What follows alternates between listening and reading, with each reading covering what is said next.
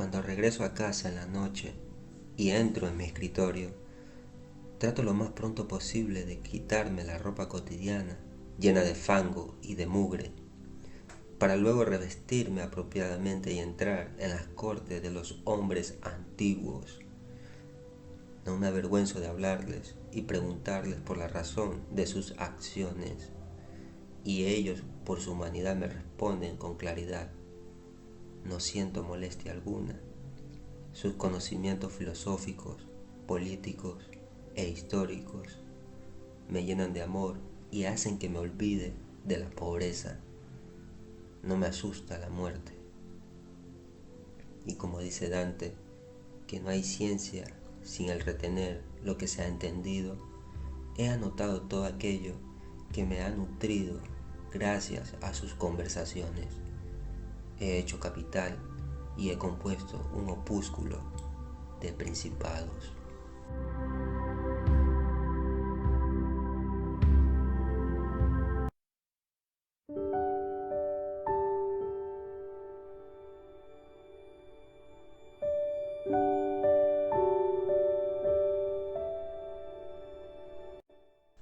Continuamos con la obra de los discursos de Tito Livio.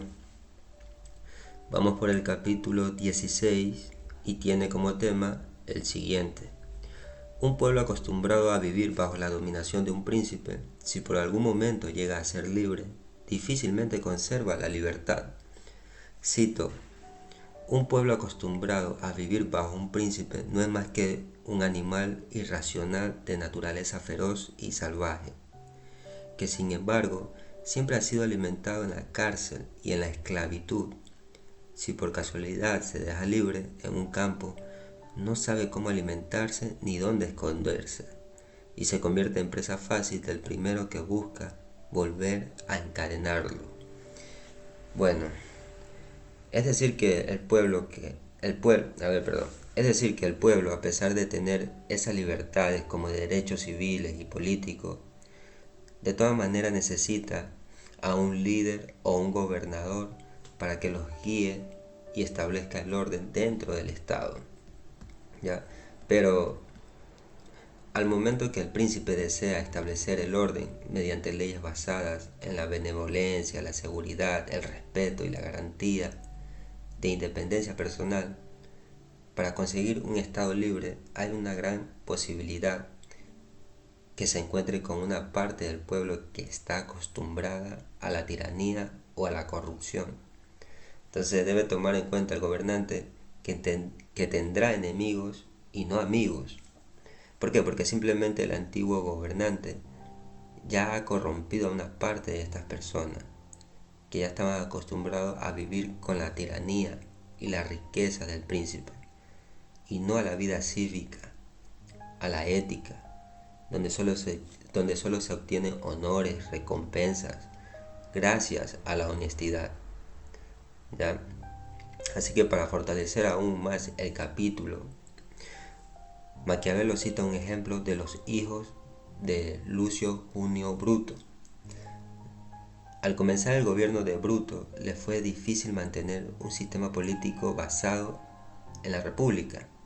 ¿Por qué? Porque tenía conspiraciones que estaban fomentadas desde el interior de la ciudad y desde el exterior por los tarquinos que habían sido expulsados.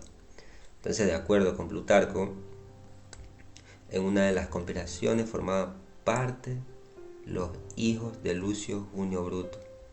Descubierta la trama, el gobernador de la república no vaciló en ordenar el asesinato de sus propios hijos, presenciando la ejecución. Entonces, de esta manera, quien desea poner orden en un estado y no se asegura contra los enemigos, mediante vías extraordinarias, su reinado será débil y de poca duración.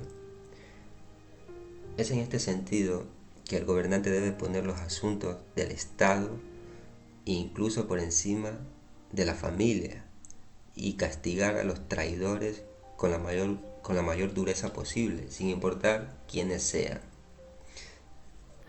También encontramos en este capítulo el deseo de los pueblos. Vemos que los pueblos desean venganza contra aquellos príncipes que les causaron la esclavitud, y el pueblo también desea la recuperación de su libertad. El príncipe puede satisfacer el primer deseo por completo, pero el segundo en parte.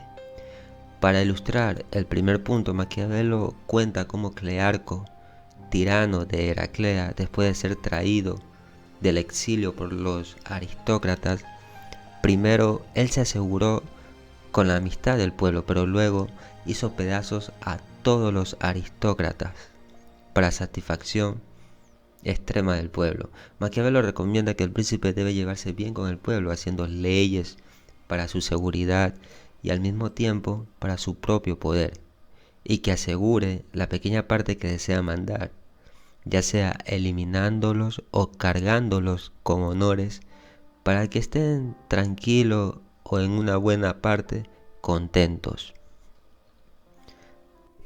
Luego Maquiavelo se ocupa de comparar la corrupción hacia el final del periodo real en la antigua Roma, a finales del siglo VI a.C., con la corrupción durante el Imperio Romano temprano, en el siglo I después de Cristo. En el primer caso, menciona Maquiavelo, Roma pudo restablecer la libertad del pueblo con el apoyo de Dion y Timoleón, mientras que en el caso segundo, tal restauración de la libertad resultó imposible. ¿Por qué? Porque tanto Calígula, César y Nerón ya se habían encargado de corromper a la multitud. Para recordar a los lectores que el problema no solamente se limita a Roma, Maquiavelo proporciona dos ejemplos de su época, Milán y Nápoles. Dos ciudades que jamás podrán ser libres. ¿Por qué? Porque todos los que la conformaban eran corruptos. Al señalar específicamente la experiencia de Milán después de la muerte de Filippo Visconti, Maquiavelo indica que una señal de corrupción es la falta de armas entre la gente.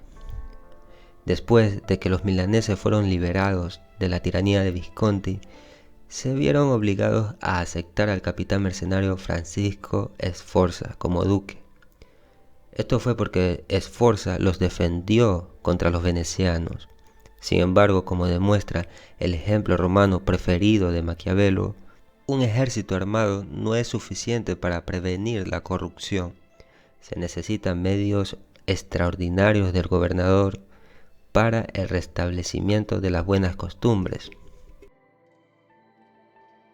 Después, en el capítulo 18, nos dice que al momento de organizar una república se deben examinar la constitución y las leyes.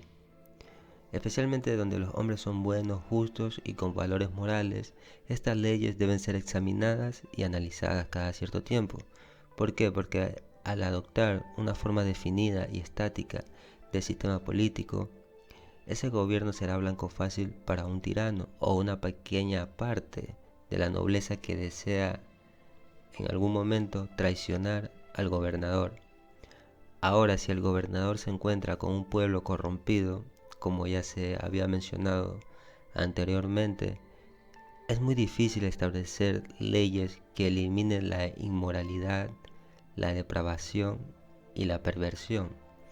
Lo que conviene para el príncipe es ser cambiante en su sistema de gobierno y también usar la fuerza para establecer el orden.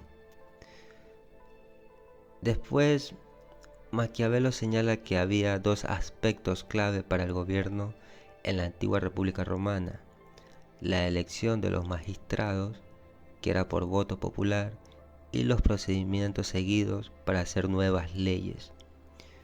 En la antigua Roma, cualquier ciudadano podía proponer o debatir una ley, pero el problema radicaba en que la mayoría de ellos poseían riquezas, tierras y cargos muy altos dentro del gobierno. La política primero era de interés público, pero después se fue degenerando. ¿Por qué? Porque las personas que habían luchado en tiempos difíciles para que Roma tuviera seguridad provocaron el nepotismo, la corrupción y la manipulación electoral en tiempo de paz. El pueblo era fácilmente engañado, se los entretenía con juegos o una parte del pueblo se vendía por una migaja de pan, todo por darle el voto a quien no se lo merecía. Este tipo de artimaña dejaba a un lado a las generaciones futuras que querían el cargo de cónsul, pero lamentablemente las personas que eran dignas, valientes y honestas no se las tomaba en cuenta. Solo la familia de la familia y amigos de los amigos ejercían cargos públicos. De esta forma el pueblo decretaba su propia ruina. Para evitar este tipo de situaciones y organizar el sistema político que está corrompido, Maquiavelo recomienda la forma de gobierno monárquico, donde un hombre sabio y prudente examine los defectos de la Constitución y de las leyes que afectan al pueblo de manera negativa. Solo que este hombre sabio debe buscar la manera de hacerlo por el engaño o por la fuerza, porque los que están viviendo de la comodidad, me refiero a los ricos, se van a rehusar a vivir de otro modo. ¿Cuáles son esos hombres sabios que el gobernante debe imitar, según Maquiavelo? Pues son nuevamente Rómulo, Tulio Hostilio y Numa Pompilio. Estos reyes eran pacíficos, pero cuando se trataba de guerra, sabían cómo enfrentar la situación y salir ilesos. En cambio, los príncipes de Florencia son todo lo contrario, débiles y afeminados, como Bayaceto y Roboán. Para concluir, Maquiavelo alaba el ejemplo de la República Romana, que otorgó autoridad soberana a los cónsules, a los magistrados de más alto rango, elegidos libremente por el pueblo, porque éstos no debían sus puestos a la herencia, el fraude o a la ambición violenta. Maquiavelo creía que toda república debería imitar esta práctica.